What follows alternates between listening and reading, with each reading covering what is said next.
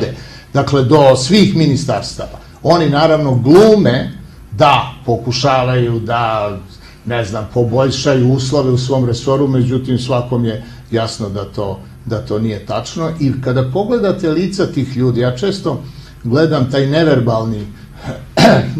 neverbalni govor, isključim ton i onda gledam, na primjer, lice. Videli ste na to u Skupštini, nakon tog zamornog i besmislenog ekspozea, koji je čak kršten i naučnim radom.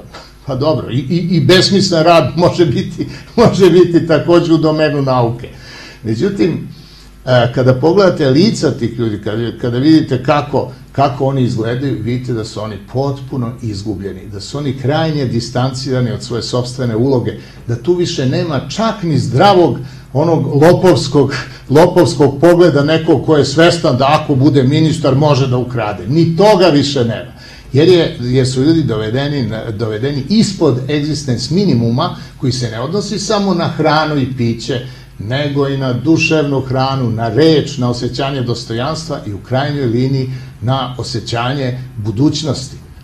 To je osnovno. Ovde su ljudi izgubili potpuno osjećanje budućnosti. Posebno mlada generacija koja vidi jedini izlaz u eskapizmu, odnosno u bekstvu iz cele ove situacije.